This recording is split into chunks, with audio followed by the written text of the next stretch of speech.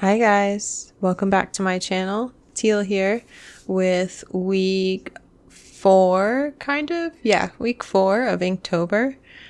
Let's get right into it. Sorry, my cat's trying to join us here.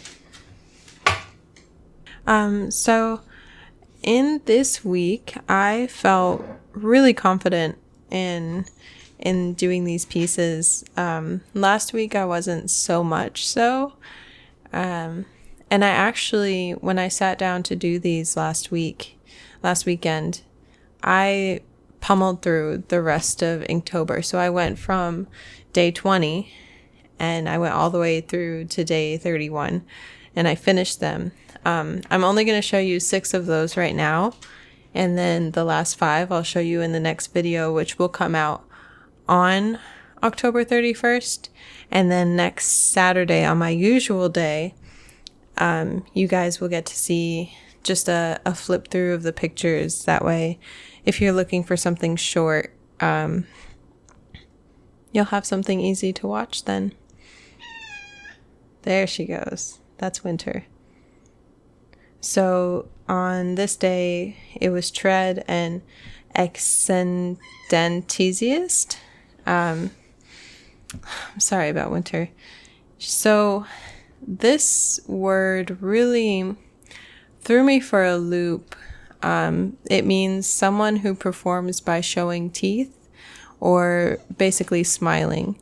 And that just seemed like it's a strange word. You know, why? Are we talking about a dental commercial? Like, what is it? So, after thinking for a little bit, I thought about YB from Coraline, who is they come across as a kind of annoying character, at least to the main character, and they talk a lot, and they usually have a big frown on their face. But in the other world, where Coraline has her other mother and her other father, YB is expected to smile, and at one point where he doesn't, he gets in trouble, and the other mother sews his mouth into a smile. And so I just kind of made up maybe like a more realistic or maybe an older YB just walking, because tread means to walk. And I'm not really happy about the background with this, but it was nice to practice a full body pose. And then after that, we have Treasure and Solivagant. Solivagant means solitary wandering. And this one kind of came to me a bit easily. I thought about Treasure being hidden underground. When I was thinking about Solivagant, I was like, well, you're always walking around and you never quite know what you're what you're walking over, I guess. I'm the kind of person who notices really small things, so I often notice bugs on the ground or like dropped earrings and small little bits and pieces. So I thought of myself in this kind of scenario, and of course in the actual painting, the treasure box is way underground, so you'd never know. And I thought that was just an interesting to think of, to walk over some grand treasure and you never know. You would never find out.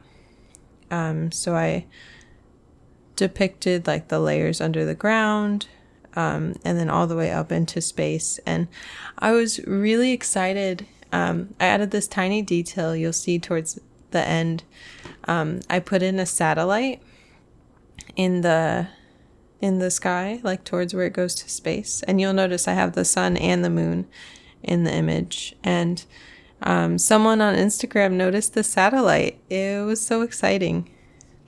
And then on my next one, I featured one of those creatures again. I still don't know what to call them. They're definitely spirits or like ghosts.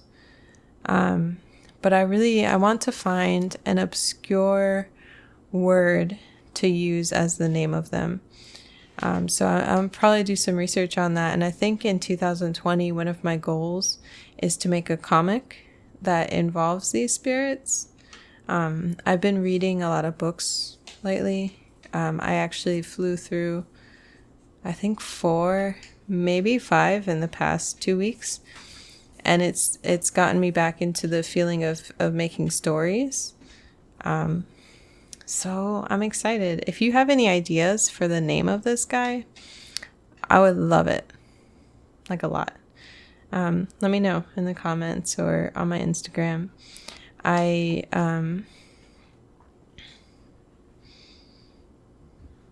The cat in this image was a kind of a last thought as far as when I was sketching it. I thought about the urn that had fallen and broken, and the spirit comes out because the word for this one is disenthrall, which means to set free. And then the other word was ghost. So when I was sketching it, I was like, well, how'd the urn fall over? Did another ghost do it? Was there just like an earthquake or some gust of wind through a left open window or door? What was it?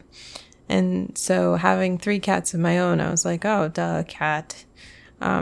Luckily, all 3 of our cats don't knock things over. At least not on purpose. One of our cats is pretty big and clumsy. And then we have one of these spirits again for ancient and unilome. I was scared to do unilome because, I'm sorry if I'm saying it wrong, because the symbol is so specific and it's a Buddhist symbol. And I didn't want to be the center of the image because it's a popular tattoo, and I'm the kind of person who never liked popular things. So when everybody loved blue, I was like, wow, blue is a terrible color, everybody loves it. So I didn't want it to be the center of the image. So I've been doing these spirits, and I played around with the idea of it, and it finally came out, and I really like it.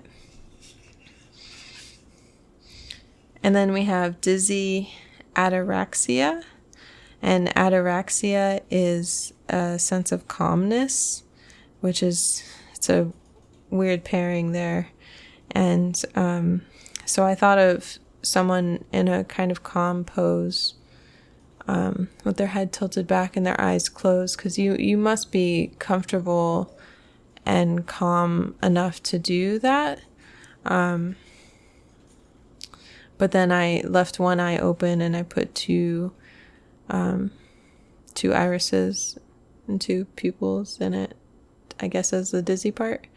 I really messed up with this one. I'm not sure what happened, but I felt like I kind of lost control as far as getting a smooth shading. And I think an easy solution would have been to pre-mix different shades of the ink, but instead I was just kind of desperately mixing it up in one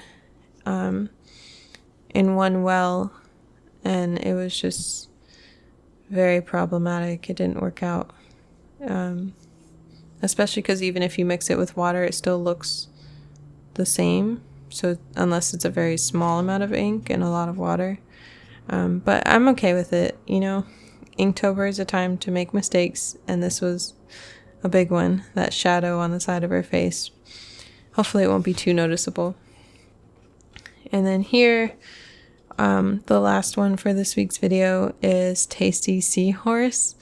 I chuckle at this one every time, and even someone commented when I posted the combine list on Instagram, and they were like, I'm really looking forward to Tasty Seahorse. Like, what is that going to be? And I didn't even know what it was going to be. And this one's pretty simple. It's just a seahorse on a plate. I just didn't know what to do, but I still kind of love it.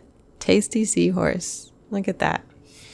But yeah, thank you for stopping by. Pop in on Thursday for the last 5 of my Inktober pieces. And if you enjoy my channel, please subscribe. If you like the video, drop a like. and have a great one. Thanks.